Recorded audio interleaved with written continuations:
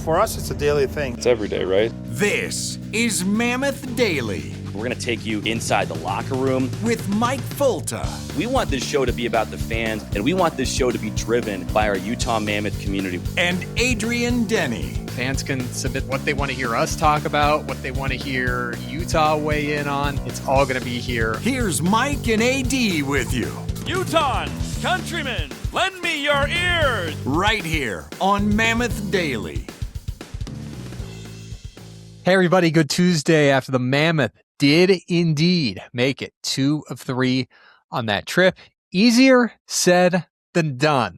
You wake up this morning, you open up the USA Today sports section. It says Utah beat the Rangers 3-2 in overtime. Okay, sounds like a good game. But for the Mammoth, it was an imperfect game that they found a way to win. And it's not that they played an imperfect game. I thought they played really, really well. They dominated the contests 5-on-5 and 3-on-3. They outshot the Rangers 26-14, even strength. They were outshot 8-1 in special teams. That's where it kind of got away. But it was an imperfect game because percentages say you're probably not going to win too many games where you trail twice on the road, but they came back and tied it each time. And during the course of that, they were without their leading goal scorer, who just got his 21st of the year for 13 minutes in the third period. Dylan Guenther taking that hit, which Mike and I both thought was a hockey play, a finishing check by the Rangers skater there. As Guenther was in the neighborhood of making a play on a puck, but we were fine with the hit, but missed him for 13 minutes while you're also without your leading goal scorer at the time, Logan Cooley, for now going on a month. And you got Mike Carcone to tie up the game. And then you had to kill a penalty against a team that's got one of the best power plays in the NHL since December. And we'd already seen them score twice on the power play in the game. 3:14 left to go. Sean Durzi to the box. Couldn't believe it. Mammoth killed the first 35 seconds. Then New York called timeout. And off the timeout, they held the puck in the Utah zone for 1 minute and 25 seconds straight without the Mammoth getting it cleared. And when they did, Durzi came out of the box, went straight to the net, almost scored, almost ended it in regulation. So an imperfect game that the Mammoth found a way to win. I'd say pretty low percentage. You trail after 2, but they tied it at 1, got penalized again, got penalized twice, fell behind, tied it in the third, killed that late penalty, won it 3-2 in overtime. First overtime game winner of the year that we didn't have Dylan Guenther, Clayton Keller, and Mikhail Sergachev on the ice. Because how about Sean Durzi right here for the Mammoth? Is Lawson Krause about ready to come make a play on it, and it develops right here. Beautiful play as the Mammoth gets Sean Durzi right out in front and win the game. That would be that. That is it. Utah takes it 3-2 in overtime. Mammoth Daily for your Tuesday. I'm Adrian Denny. Thanks for joining us, whether you're on Apple, Spotify, Utah Mammoth YouTube page, SEG Plus, and Mammoth Plus. We sure do appreciate you coming on over and checking us out. We'd love it if you liked us, subscribed us, shared us. So you are always with us, and we're always with you. We're with you every day. It's Mammoth Daily, Monday through Friday, your official daily podcast from the Utah Mammoth. I'm Adrian Denny, your on-air radio host for Hockey Night in Utah. Mike Fulta usually with me. He's our radio play-by-play announcer. We'll be back for the full show together coming up tomorrow. We'll hear from Mike in a second. Coming up, we'll get his morning after. We'll hear from Sean Durzi after the game. We'll hear from head coach Andre Tourigny. And in our third period, we're going to talk about the third line. Daniil But, Jack McBain, and Michael Carcone, who got another big one for the Mammoth. But let's go to the star of the game, Sean Durzi. 9 points in 11 games going into last night. He's now got 10 points in 12 games. And I've been telling every single person that would ever listen to me how excited I was to get Sean back and fully healthy. Then he gets hurt second game of the year, misses 20 games. Then it took some time. always takes some time, get back to 100%. He's been on the top D pairing with Mikhail Sergachev, head coach Andre Tourigny saying Sergachev's metrics are better than ever with Durzi. Now he's got 10 points in 12 games. He can create offense. He's an emotional leader. You saw it in that game on Tuesday night. Let's hear what Sean said after the win. He was absolutely incensed when he got called for that penalty, but the Utah killed it off, and then he found a way to win it in overtime. Let's hear from that 50 car after the game. Emotional one. I thought we did a good job staying mentally engaged. I loved our third period. But it's how can we refocus? How can we get ready for the next one? I thought this was a big one for us, obviously, finishing the road trip off on a good note. But now it's for our group, it's about, stacking wins and, getting points consistently. So there he is, your overtime hero. Not Keller, not Gunther. Sergachev wasn't involved. Sean Durzi from Nick Schmaltz and Lawson Krause. And I thought Lawson Krause could have been one of the stars of the game.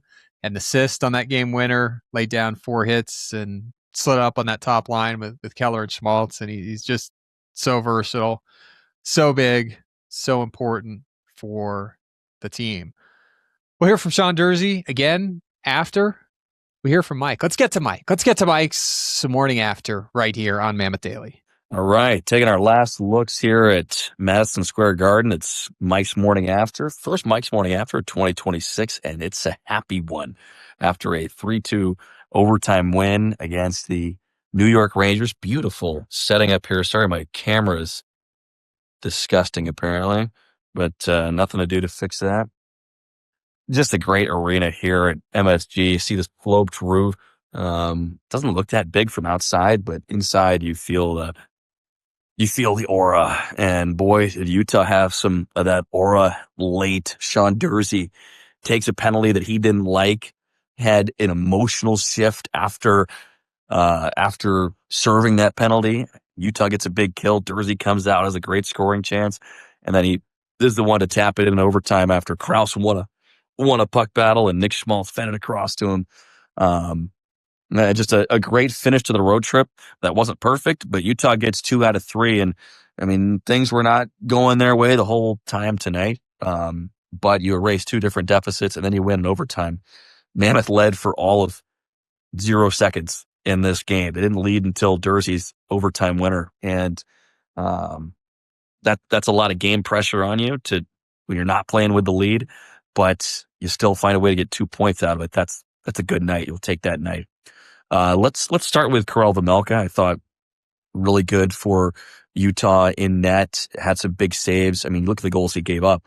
One was a tap in, the Lafreniere goal. Not much you could do on that one if you're a Vejmelka. And then the Trocheck goal was tapped by him, so a redirect right in front. So pretty much everything he saw, he stopped tonight.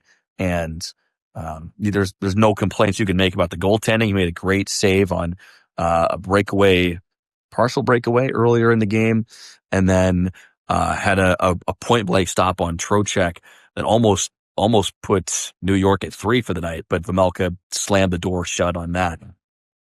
Outside of Vejmelka, you can go to a couple different ways, but I'm going to go to Michael Carcone. Obviously, he had the goal, but beyond just the scoring, he has brought it, I think, just about every night for this team. And offensively, like you think back to who Michael Carcone is. He's prickly. He's got his speed. He's a goal scorer, but he also will get in there and kind of mix things up. Not necessarily a fighter, but not afraid to. And he's just been using his speed and skill the last few games. Like I think, I don't think he realized it. I think he's known it for a while, but I think we're starting to realize that he's just a good enough player to have an impact consistently in games without needing to run somebody through a wall or give somebody a shove after a whistle. Like he's just been good. And a lot of it's because of that speed that he possesses. And he beats the defenseman wide, and makes a great play around the net 'cause he's got that finishing ability as well. And, he's a guy who I think maybe wasn't as consistent last year, but has consistently brought it, this year also. So, he's one of the heroes that stands out to me. You see Dylan Guenther come back after he was banged up and return for that last shift in the third, and then in overtime as well. And made a great play in overtime to get Utah the puck. I mean, this was a harmless looking play, but in overtime, that play is huge because he angles the guy up to the wall, takes the puck, and now the Mammoth have possession and they never give it back. And New York never touches it for the rest of the night. So give Dylan Gunther a lot of credit on that goal as well, or that play as well. But gutsy win by this group, gutsy win to get back to 500. And now the real work starts. Now you got to find a way to have a positive homestand with 7 straight games coming up. And can't wait to see everybody back at the Delta Center. We've been in New York, I would say too long. Had a lot of pizza, walked around, been honked out a lot. Haven't been hit by a car yet, but there's still time before we fly out. So looking forward to seeing everybody, and remember to come stop by and say hi at the top of section 7 on the 6-7 side. So 2 points, mission accomplished here on the road trip. Take 2 out of 3. Can't ask for anything more than that.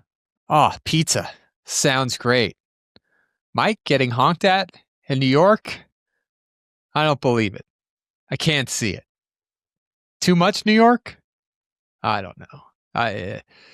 That is a while to be in New York City. A Thursday through Tuesday with the New Year's Eve, New Year's night crowd, ball dropping at Times Square, and the Mammoth are there for all of it. Lots happened in New York City over the course of the last couple days, the home of New Year's in Times Square. And nice little trip for the Mammoth. They take 2 of 3, and they didn't have to take any flights once they got there. Didn't have to check into any hotels in the middle of the night. They've been staying in the same hotel since they beat the Islanders on Thursday. And finding a way to take 2 of 3.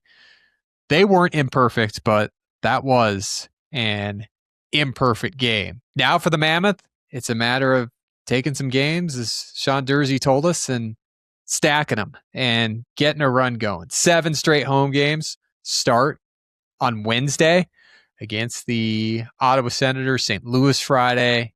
Columbus will be here on Sunday. Toronto a week from tonight. Dallas a week from Thursday night. Seattle and Philly all coming to the Delta Center to take on the Mammoth. And as we talked about in our Monday morning power play, you'd love to string together some wins, and the guys would as well. As let's hear from Sean Durzi now on stacking some wins. To explain it, I thought, sometimes we're playing hockey and, we're not grabbing a game and taking it. And I thought tonight we did a good job of going at being aggressive and taking, what they gave us, but doing it with intensity. And I thought that's important for us, is how can we build momentum from that, and then stacking shifts. You saw one line was going out there changing, and the other line's flying out there with the same intensity. So that's important for us. And I mean, we have a really deep team and a lot of good players. So it's how can we all build this together and keep moving forward. I thought the Mammoth got off to a really good start. First period, they're flying. Keller, Schmaltz, and Krause, they're coming down. Paterka, Hayton, Gunther, they combined for 6 shots in that first period. The top 6 combined for 8 of the 9 shots from forwards in the opening period. The only other one coming from Michael Carcone, of course. But, we've seen a lot of good first periods this year from the Mammoth. Then we went to the second, and they got into some penalty problems. Daniil But going to the net, I thought he was kind of forced into the net there by Taylor Radish, and it was a reactionary situation because Igor Shesterkin had just left the game injured in that first period, and Radish kind of a little forearm into But, who made contact with Jonathan Quick, who looks up. None of his teammates are coming to his aid, so he went after But. So we went 4-on-4 there. Rangers able to kind of generate some momentum. They got 3 shots. Then that penalty from Gunther, they put the puck at the back of the net. Mammoth tie it, and then you get the 2 penalties from Tanev and Kerfoot, and the Rangers scored on the 5-on-3, because it seems like that's probably an 80% situation of scoring in the NHL, 5-on-3, but they were able to do it. So you look at the penalties in the game, And, we got some feedback on Hockey Night Utah postgame edition. Fans not crazy about the penalties. For me, what the penalties were, it was a physical game. It was a hard-hitting game. The Rangers are a heavy team. They hit 38 hits in the game, the most hits laid down on the Mammoth this year, but Utah just kept pushing back. Will Cooley, Matt Rempe, each with 7 hits. And so Utah might have been, trying to play with an edge consciously or subconsciously. I think that kind of led to those penalties. And the Mammoth this year drawing 1 power play against the Rangers in each game. So I think that's kind of the special teams disparity, just kind of the matchup that we saw with Utah and New York. And I think fans saw those penalties being called concurrently, back to back. That's not something you usually get. A 5-on-3 2-minute situation, a penalty called in the final 3 minutes and 14 seconds. Not typical, was what it was. And the Mammoth were able to push through it and get it. And as we said, they got 2 out of 3.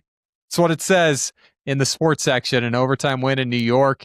And that's what they're bringing home. Let's hear from head coach Andre Tourigny just on the importance of the win and what's coming up next. It's an important game for us. We have high expectations for us in the second half.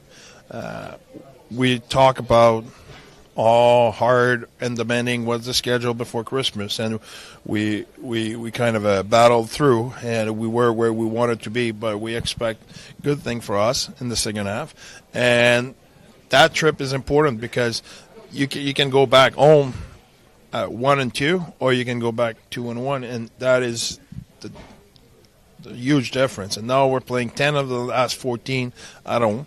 We're by far the team who played the most game on the road in the league. So now we have an opportunity to balance everything out and to prove what we want, who we want to be. So I think it was a big game. Like I said to you before, we're playing really good hockey, but we need to find ways to win. It's not just winning the battle of the data, it's winning the game. And tonight we did both. So nice win. And for the Mammoth, as usual, the scoring started with a big goal from Dylan Guenther, and he's on a 40-goal pace, and I feel like it's higher than a 40-goal pace with what he's doing right now for the Mammoth. As we talked about on the Monday Morning Power Play edition yesterday with Mike, only Nathan McKinnon, Connor McDavid, and Steven Stamkos have more goals than Dylan Guenther since December. And he continues to get big goals. 15 of his 21 goals, including the one you just saw for those of you on YouTube, have tied the game or given the Mammoth the lead. Michael Carcone's right behind him. 2 goals in 2 games. Carcone and Guenther have factored in on 6 of the last 12 goals that Utah scored. But how high can Guenther go?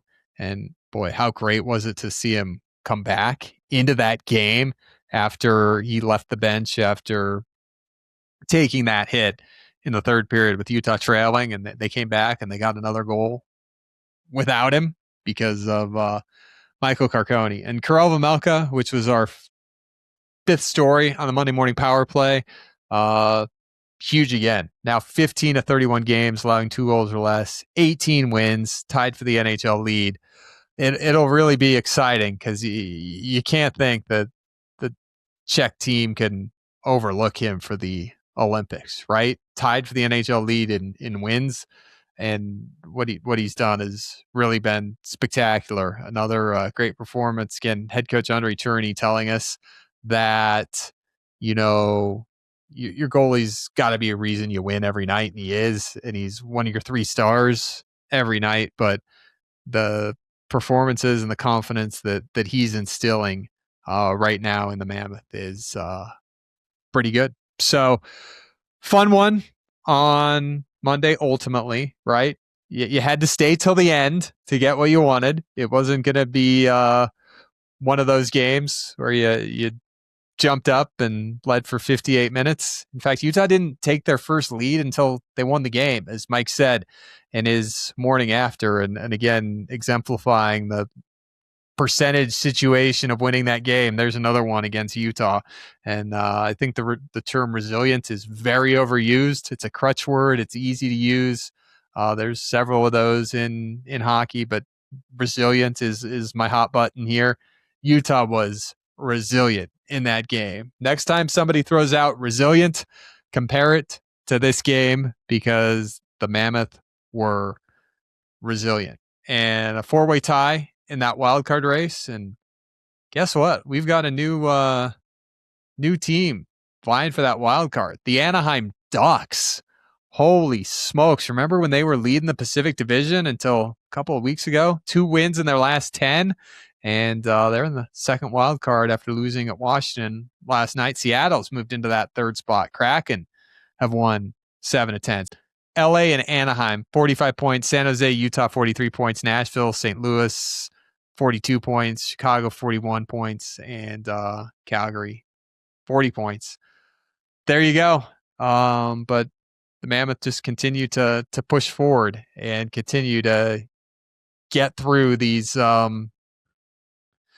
latest scheduling situations. A 3-game trip right after Christmas. You know, we felt like we were done after the 6th gamer. You come home, then you're back on the road for 3, and then you come home, then you go to Colorado, play the best team in the league, come back 1 after Christmas, back on the road again, take 2 of 3. But I've seen the Mammoth get better in terms of closing trips. Second straight road trip that they've taken 2 out of 3 in against physical teams. Like, that was a physical, heavy game, a frustrating game, probably 2 at times for the Mammoth, with going shorthanded 4 of the 5 times in a game where they got hit 38 times and just trying to match. But as we looked at the scoring chances after one period, Utah was exactly where they wanted to be, in front of the net, in those high percentage scoring spots, and it continued the rest of the night. It's Tuesday, so got to get to our mailbag. Mike and I have some fun ones coming up. He'll rejoin me for that coming up. We've got our Tuesday mailbag with Mike, and then we're going to come back and talk about that third line. We'll talk about the third line in the third period. Michael Carcone, Daniil But, and Jack McBain, all coming up. But stay close. Our mailbag's next here on Mammoth Daily. It's time for the Tuesday Mailbag. Welcome into your Tuesday mailbag. It's our first mailbag of 2026. We've got some great submissions, so thank you to everyone who has written in from across Mammoth Nation. Adrian, why don't you serve one up? What do you got? What's our first dish here today? Yeah, we were talking at the end of Monday's show about Logan Cooley being out of the lineup, and here's Kyle checking in. He says, with the team playing well right now and currently holding a wild card spot, submitted that right before the road trip started. He says, is there any reason to make any trades knowing that Cooley will be back from injury? Great question, Mike. What do you think if you're Bill Armstrong? What's your day-to-day looking like now? Well, it's a great question, Kyle, and it's one that, quite honestly, we were wondering from the start of the year, and we're still wondering, right? I mean, we started the year thinking, what will Bill's willingness to make a move be? And we're still wondering now that as we record this, Utah is a little on the outside looking in of a playoff spot, but again, right in the mix. I think there's a bunch of factors obviously involved in this. The first thing to know is that pretty much any time I see Bill Armstrong, which is not incredibly often, but he's at every practice, every morning skate, just about every time I see Bill, he is on the phone or talking to somebody. Now, these are not all trade calls, but I think it is kind of a fun illustration depicting Bill, like a lot of GMs in the league, is always talking to everybody that he can. And what we've heard from NHL insiders at different media outlets is that Utah has been sniffing around and is looking to make a potentially big move, whether that's at the deadline or before. Last year, Bill Armstrong brought in Oli Mata in October for the low price of a third-round pick, and that helped buoy Utah's defense at a time when they needed it. And And Bill likes to build his teams through the draft and through trades. He has not shown a huge, I don't want to say willingness, but he hasn't shown a huge pattern of building through free agency as much. What he's done so far has mostly been through trades and through the draft. And you look ahead to Utah's stockpile of assets. There's a ton of guys in the pipeline that could be potentially could potentially be trade assets. Guys in Tucson or guys that are still in juniors that Utah has draft rights to. Mammoth have a ton of draft future assets as well. 3 second-round picks next year. The team has all of its first-round picks for the foreseeable future. You have multiple picks in the second, third, and fifth rounds next year. Multiple picks in the third, fourth, and fifth round in 27. So all of this can be used as trade fodder for teams who are looking to build more for the future, whereas Utah is trying to be competitive right now. I'm still dodging Kyle's question. I'm just setting the scene and applying some context. I think one of the big questions for me, Adrian, is does head coach Andre Tourigny see Nick Schmaltz as a centerman once Logan Cooley comes back? We're expecting Logan Cooley to come back from injury after the Olympic break in February for the last 25 games of the season. In the 13 games since Cooley has gone down with injury, Nick Schmaltz has moved from wing to center.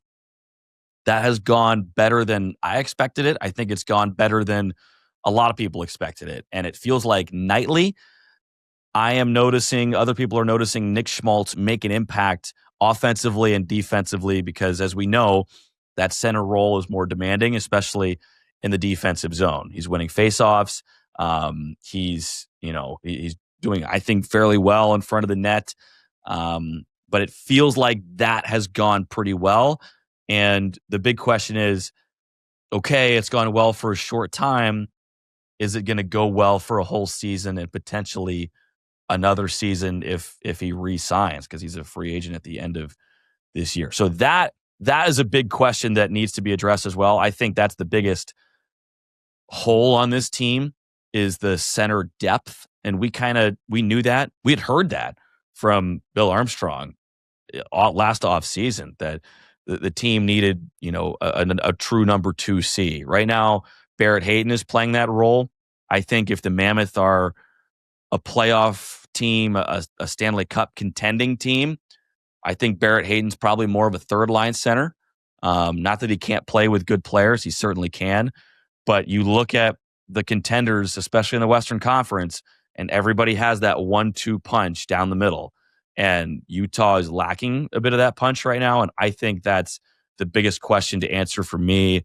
Can you go out and get a Ryan O'Reilly or something like that? The other part of this is everybody in the NHL thinks that they're in the race right now. And so not every team wants to just shell out their best players for future draft picks. We know that Nashville is trying to get younger and acquire, and I'm just using Nashville as an example, trying to get younger and trying to acquire future assets. But the Preds are in the mix as much as Utah is right now. And if they have a chance to make the playoffs, or if they're on the cusp, why would you give away Ryan O'Reilly for nothing or for a couple draft picks, a couple dart throws, especially considering O'Reilly has another year on his contract after this one? So again, I bring up O'Reilly and the Predators as an example, but I think that amplifies to the rest of the league as well. And there's been trades that have taken place, I think 4 in the last 3 weeks. There was one big blockbuster trade.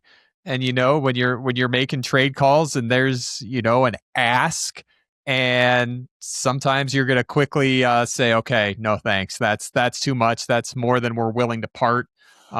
Say for a player with no guarantee in terms of a contract after next season, right? That was my first response to the blockbuster trade that took place a couple of weeks ago. I'm sure Utah was Quinn Hughes engaging.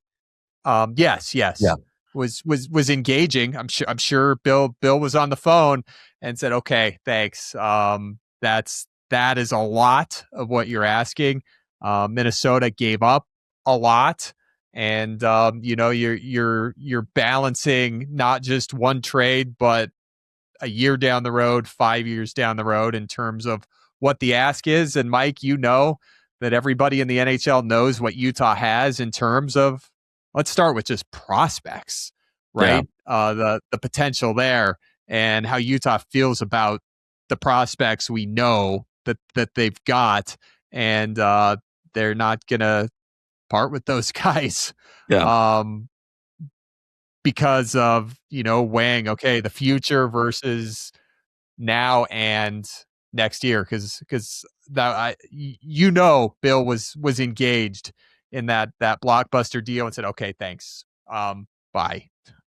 Cause it was a lot. It was a lot to give up, and Utah has assets they want to keep, and that if they are to part ways with, it's going to be something that's a big deal. Say, for instance, acquiring JJ Peterka and being able to sign him to a 5-year contract right off the hop like that. All right, what else we got here? Let's go to a letter comes to us from Jordan. He stopped by and said hi during Christmas vacation. I didn't ask him about his swordsmanship. That was a huge missed opportunity. I didn't realize that Jordan was the guy who taught the swordsmanship or sword fighting classes. Big miss by us. Jordan, you need to come back and see us again in section 6-7. Again, submitted right before the team went on the trip. He says, great win on Sunday. Was glad to see it. Talking about the Winnipeg game. He said would have been nice to win it in overtime. 2 points is 2 points. He says, my biggest question is I feel like the mentality has changed for the team. And even when they don't win, they are where they need to be mentally. What do you think the difference has been, and why the change in the last several games? Probably since, you could say since December 3rd, the win in Anaheim. Says we can't win them all, but the work ethic has been good to see. Mike, I'd say just personal growth and growth as a team. You're taking these steps, and now the step is, okay, how do we string together couple games in a row? We like how we're playing. We like the positions we're putting ourselves into most nights. But what have you seen in the last month in terms of the team growing as a group, Mike? Yeah, I think it's been a lot of win or learn, where either you win or if you don't win, you learn. And I think the Mammoth have been taking that to heart, and that's been spearheaded by their coach, their leader, Andre Tourigny. I was looking before Monday's game against the Rangers. I was looking at Utah's last 10 games before that. And it's not crazy to say that Utah had been the better team in 8 of those 10 games. You can look at expected goals, which I did, and the results were even better than that for Utah. But you can look at expected goals. You can look at the eye test, just watching the game itself. The Mammoth had, in my opinion, been the better team in 8 of those previous 10. The only ones they had not been the better team in were the 4-1 loss against Boston in Boston and the last loss against the New Jersey Devils. Even though the Mammoth had more expected goals and that stuff and yada yada yada. Can you believe that? I couldn't believe that, Mike. I couldn't believe that. Now, I think a lot of that came late. I think a lot of that came late in the third period when the game was out of reach. The Mammoth scored and had some other good chances. But all of that to say, there's been a lot of that this year where Utah has been the better team and not won. Because in those 10 games that I looked at, the Mammoth were only 5-5-0. They were 500, even though they were the better team in 8 of 10. And I think what you're seeing is even in losses, and I think this is what Jordan's talking about, even in losses, they're playing the way they need to play. And in my opinion, that started on the first matchup against the New York Rangers back in November, where they get to the interior, they're going to the net with purpose, and they're winning battles. They're not trying to make a play as they are dumping the puck in. They're just dumping the puck in right away, maintaining their speed, quickly getting off on a change, managing situations within the game. I'm throwing a lot of buzz phrases out there, but I just think Utah's been better at those things since that game against New York in late November. And even though they're not always getting the results, you're seeing the progression and Jordan is illustrating this through just how it feels. Like that's right, Jordan. Like that's how I feel too about this group. And that shows me that Jordan is watching games intently and not just flipping on the NHL app and looking at the score and losing his mind when we don't get the result we want. I think that's the most exciting part about the schedule coming up for Utah. And we talked about the home games, 24 or 39 games at home starting tomorrow when the Mammoth are home with Ottawa to open that 7-game trip or that 7-game homestand.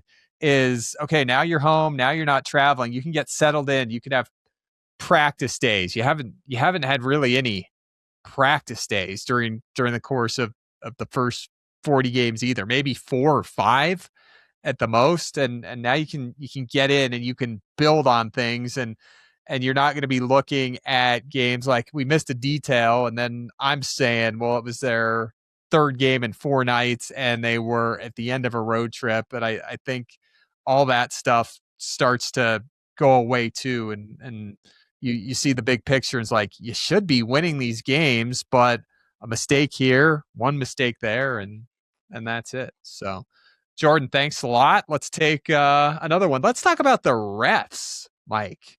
We haven't gotten a lot of refs questions this year, and by goodness, we should be talking a lot more about the referees. The Dark Knight Rises says, I feel it's starting to be a pattern with officials handicapping the Mammoth. Says in a recent game, a clear board against Lawson Krause wasn't called. Then 2 minutes later, O'Brien gets in on the forechecks, called for interference when the puck's being played.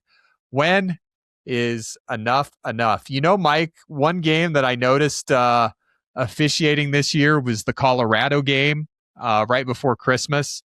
I'm thinking, gosh, that's a call you get when you're the Avs. That's a call that doesn't go against you when you're the Avs.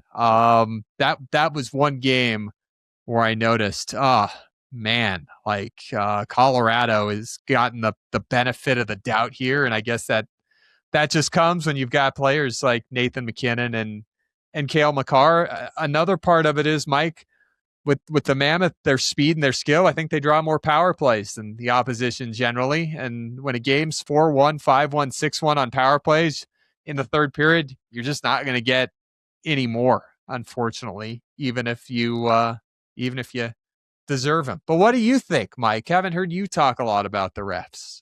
If you bring up officiating and playing against Colorado, we have to go back to the first game, or I guess the only game between those two teams at the Delta Center when the Avs fans just about stormed over the mountains and wanted to burn the Delta Center to the ground because was that an offsides that wasn't blown? What was the call? I forget what it was, but Avs Nation was up in arms. Heaven forbid they should lose a game.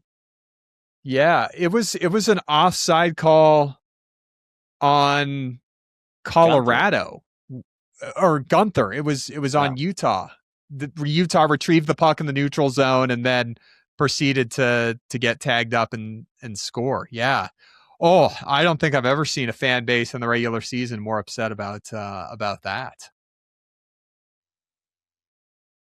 Yeah. So I just wanted to bring that up if we're complaining about officiating in games with the Avalanche. But honestly, the Dark Knight Rises, I think that's life in the NHL. Welcome to the big show. There's going to be more than one game over the course of an 82-game season where, as a fan, I feel wronged. I will say I haven't often been miffed by the officials or ended a game thinking, wow, that one was stolen from us. I haven't felt a lot recently. And so I think every team goes through that. And I know that sounds like the answer that the league office would want me to say. But I promise I'm not dodging any league fines by issuing this. I think I just think it is what it is. And you know, there's really no sport that gives it to officials like hockey. I mean, in what other sport, maybe the NBA, but like in what other sport can you just incessantly like bark at the officials and not get a penalty? Like it happens in hockey all the time. Watch a hockey game. Guys are just giving it to the officials and to the lines people, and the lines people are getting punched in the face half the time because they're in there trying to break up these scrums and they're catching strays. I haven't felt the injustice from the officiating department per se, but now that the Dark Knight Rises has brought this up, there's going to be something this next game against Ottawa that I am going to absolutely lose it on. Do you think, Adrian, that I am fair to refs on the broadcast? I have caught myself a few times this year being very unhappy, but I think for the most part, I try to keep it respectable. I think so, Mike. I haven't thought anything in particular that you're hard on the refs. I wouldn't say you're the Rod Brindamore or Andrew Brunette of radio broadcasters in the NHL. And yeah, to your point, that game against Colorado right before Christmas is really the one game I thought, gosh, that was pretty tough. There were some things in that game that could have gone in a different direction, but only in Colorado playing the Avs. Well, okay, so now I'm remembering it. That's obviously the Wedgwood no goal because he's wearing a black glove, and I'm looking at that saying like it is across the goal line. It's across the goal line. It's a goal. That one, that's a good example of one that if that was ruled in Utah's favor, probably gets Utah a point in that game, right? So that has a direct impact on the game, or on the result of the game. So that one I was pretty hot about, and it was funny because I was looking for someone to reflect that frustration once I got out of the press box to end of the period. And I'm looking around, and I see one of our broadcast team. I talked to him, and he's like, "Yeah, I didn't think they would call that a goal. Yeah, no chance." And then I see a member of the Avs broadcast team, and of course, Avs broadcast team, right? So he's like, "Oh yeah, there's no way that was a goal. No way they would ever call that." And so I'm like, just when someone doesn't agree with your like visceral reaction, and that just makes it even more like painful inside of you, like that's what I was feeling in that moment after running into two people who didn't agree with me.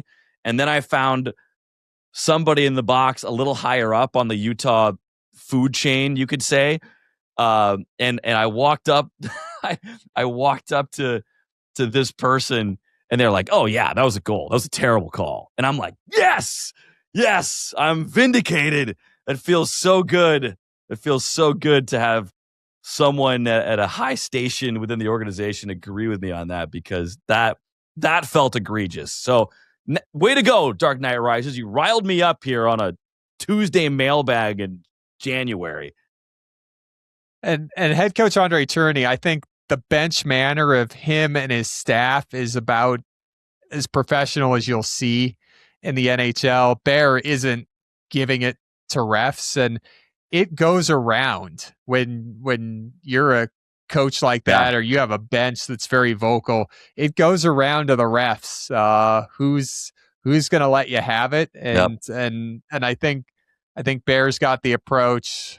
There's only so much we can do here. We're not going to change any minds, and we don't want to further extend a situation down the road into something that doesn't necessarily go our way. But Mike, you're talking about discussing that with the Avs broadcaster, and I'm thinking that sounds like a political argument where you're on one side, he's on another side, and something happens, and no matter what you say, he's going to vehemently disagree with you. Exactly. This is your uncle at Thanksgiving or Christmas who has just been reading the Facebook posts, and that there's, like you said, the facts are not important in this. The volume of your voice is the only way one can achieve victory. But yeah. So anyway, but nothing, like you said, nothing really comes of it. Just being upset at the officials most times. And to that end, John Madden was telling us, one of the assistant coaches for Utah, he had been telling Jack McBain and a lot of the other Utah centermen to not like stop giving it to the linesman. Like stop barking at the linesman as much because they're the ones that drop the puck on these faceoffs. And a lot of guys, you look at their faceoff percentages over time, and a lot of guys who stay in the league a while, their faceoff percentage gets better over time. It usually takes 3 or 4 or 5 years. And a big part of that, as Madden was saying, is what he called communication with the linesman. And I think of it more as linespeople relations, where if you're friendly to them, if you have good communication with them, they're going to kick you out of the faceoff dot less often compared to when if you are just screaming at them all throughout the game. Especially when you're a young player, right? And coming up into it. So that's the biggest thing. Mike, fun mailbag. The folks can get in touch with us by leaving a comment on YouTube. If you want to leave us a 5-star rating on Apple Podcasts, you can pop a question in there. Again, us on Twitter at 801 Adrian Denny, at Mike_Folta. I have another Tuesday mailbag coming up next week. Mike, third period. Let's get to it. Wrap things up here on a Tuesday, our final podcast before we're back for a 7-game homestand right here on Mammoth Daily. This is Mammoth Daily. We'll never be a stranger on our Tuesday mailbag. Thanks to everybody who weighed in, getting us their questions. You're always welcome to submit your questions throughout the week in the YouTube comments. Leave us an Apple review as a question. You see me and Mike in the arena. We can pull out our phone, do a video. You can submit a video. If we don't have a good answer, we'll take it to our experts, Don Moore and Nicole Checks. So keep those questions coming, and we'll have another Tuesday mailbag next week. Let's talk about the third line here in the third period. Michael Carcone scoring this goal for those of you on YouTube and Mammoth Plus, tying the game. Just a hard effort going to the net. Jonathan Quick, another big goal for Michael Carcone, and what a line that's been with him, Daniil But, Jack McBain. The only line that was left intact for the game Monday is head coach Andre Tourigny swapped JJ Peterka with Lawson Krause and placed Brandon Tanev in for Liam O'Brien, but he kept those third liners together. Here's Michael Carcone on that line that includes him, Jack McBain, who's 5th in the NHL in hits, who plays a big, grumpy game, according to head coach Andre Tourigny. Daniil But, 6'5". He's found his way. Boy, has he been good. 13 of 16 games and even or better for But. And I promised it right before Christmas. He's going to have a stretch this year of 5 goals in 5 games. Just he is going to get rewarded. He's coming so close right now. And with all of that, you got Michael Carcone with 21 goals 2 years ago. He's up to 8 this year. I think he's trending towards more of a 20-goal pace. So here's Mike on that third line. Every line has an identity. With my line specifically, we just want to get pucks deep and hunt. I got 2 big bodies I'm playing with that can get the puck back. So just put it in places for them and, get the pucks to the net and just crash. So. Yeah, they just go out and work. And if you watch Michael Carcone, like, on this road trip specifically, just the will that he's played with, just ripping pucks away from the opposition. And then you got McBain hitting people and Daniil But doing everything. And it's why I was the most excited about him of any prospect we have, because it's what Utah needs right now. A big body who goes to the net and the skill that he has. It's been over a month. Here's head coach Andre Tourigny on Daniil But. I really liked this game today in a lot of aspects. He got a hit.